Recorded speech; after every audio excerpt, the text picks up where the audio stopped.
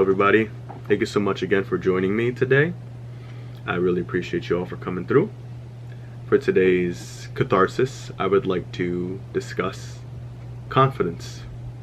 What is confidence? What are the criteria that need to be met in order to be confident? And just understanding confidence in general, I feel is important to know in order to be confident, right? So first, let's address some misconceptions.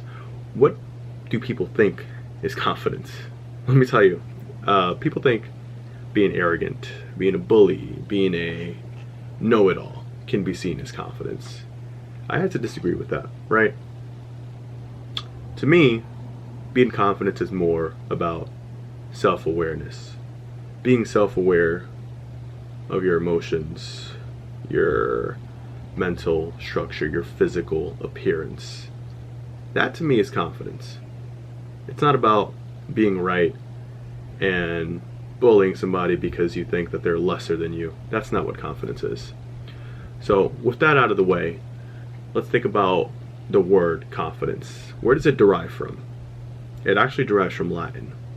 The word confident comes from a word in Latin, confide, which to confide is to trust, right? So confidence is trust, right? When you think about it, from its root, from its origin, it's trust, right? Trust in oneself, trust in other people, that kind of thing. And now I'm going to quote Elliot Hose, who, if you don't know who Elliot Hose is, please check out his content. He is director of Strength Camp. He has made many different videos that have helped me grow and helped me in my struggles. Been a mentor of mine for over a decade now, so please check out his content. You'll be doing yourself a favor, okay? Not for me, but for yourself, right? So, quote, con equals with. Breaking down the word confidence here, con is with. Fidens comes from fidelity, which means trust. Acting in confidence means acting in trust. Acting with courage means acting with heart. And acting with bravery means acting with balls. So, in all, more than anything, confidence is about having trust, trusting yourself, trust in others. Being confident is trusting yourself and then portraying that to other people, right? Now, what would prevent you from being confident or help you in being confident, right? Let's imagine yourself, if you will, in a social setting. You're in a big group of people, everybody's socializing, and you're in a corner kind of just to yourself, not really interacting with anybody or speaking up or anything like that. Now, if you just generally do not want to talk to anybody, then that's cool too, you know? Don't talk to anybody. You totally don't have to, but if that's not the case and you do want to talk, what's stopping you from talking? Are you afraid of being judged? You're afraid of being made fun of, alienated from the group. You're afraid of getting beat up. Who's going to beat you up? No, nobody's going to beat you up. All right. So, not sound silly, right? Saying it, right? Sounds silly. So why wouldn't you do that, right? Why wouldn't you say anything? Well, sometimes we need to look within ourselves for that answer, right? You're the main character of your own story.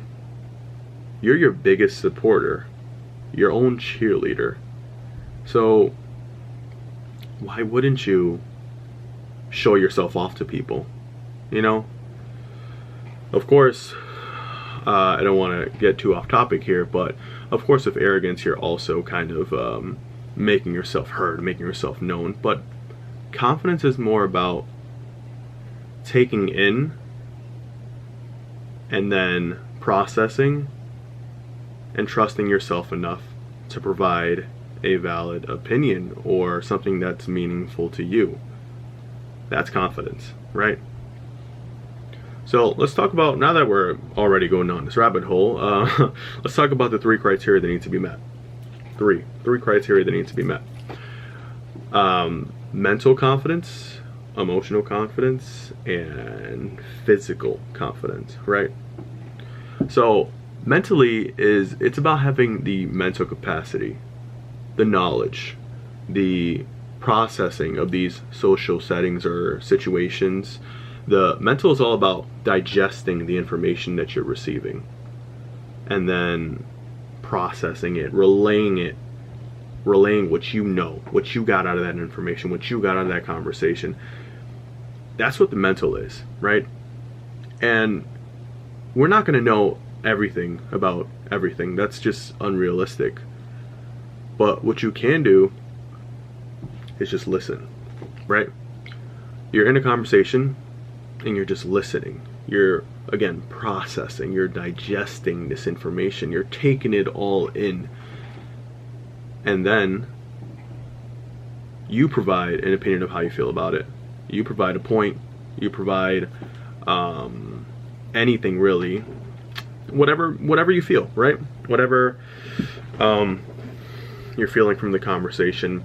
That's having the mental capacity, having mental confidence. It's all mental. It's just taking it in and thinking, what do they mean? Kind of thing, right? And if you don't know what they mean, if you don't know what they're getting at, if you have nothing to add to the conversation that you believe is of value, then it's okay to just say, listen, I don't know what you're talking about, but I'm listening, right? I'm listening to you. I'm listening to your conversation. That too, in my opinion, is admirable. I mean, nobody's going to judge you for that, right? They're going to appreciate you for listening, being real and saying, I don't know about that, but I'm listening to you, right? Emotional, right? Be aware of what you're feeling and staying composed. So I think composure and confidence go hand in hand, right? So there could be a situation where somebody's making you angry, making you sad, making you feel something that'll stir your emotions and show, take a hit to your confidence, right? Well, if you're emotionally aware of yourself, you're thinking to yourself, listen, I'm feeling kind of sad right now.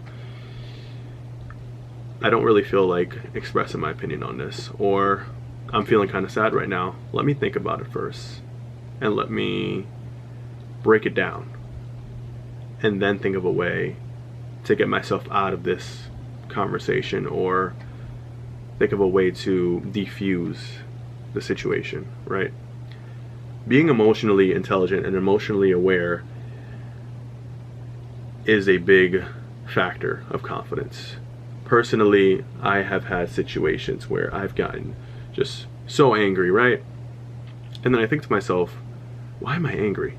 I know that I'm angry, right? I'm emotionally aware that I am angry, but why am I going to act it out? There's no need to act it out. When you're emotionally aware of what you're feeling, then just keep that to yourself, or just don't lash out is what I'm trying to say, right? Don't lash out. Just think about it. Really piece together what you're going to say in reaction, as opposed to just yelling out and bursting into flames and whatnot. Remain composed first, right? So my third criteria is pretty obvious. It's physical, right? You guys know, come on. Looking good. Feeling good. You look good, you feel good. You wear a nice outfit, you feel good. You get a nice haircut, you feel good. You have a good gait. You have a good walk, a good swagger to yourself, good body language, right? You're standing up straight, which is also, posture and body language kind of go hand in hand. Shoulders back. You can even do things that to make you feel more confident, such as, I know it sounds silly, but taking up space, right? Making yourself look big, just looking relaxed. That too can make you look confident and feel confident, right? Another thing is eye contact, right? Look at me. I'm listening. Tone of voice, just how your tone is. Are you speaking with a lot of bravado, or are you, oh, I don't know about that, oh. I don't know why I went with that, but you get it, right? Your tone, okay? Sound confident in your voice. Practice speaking to yourself in a mirror. Do some vocal exercise. Exert your vocal cords, like scream. I've heard scream really loud and then talk regularly, and it will make your voice like deeper. But anyways, we're getting off topic again. Facial expressions, just confident, you know? You're not like puppy dog eyes, or not afraid, you're not cowering. And another physical thing is presence, just aura, how you look to other people. And if you're walking in with all these other things, with looking like confidence, then you'll feel confident. As long as you have an understanding of self, these criteria are met, and you know how to portray them, then you'll be confident, right? You'll be good. Other people will see you as confident, and you'll feel more confident. So that's all I got for you. I'm sorry it was so winded, but thank you for coming. I really appreciate you. I hope you have a wonderful day. I hope you can take these tips and be more confident. And I'll catch you on the next one.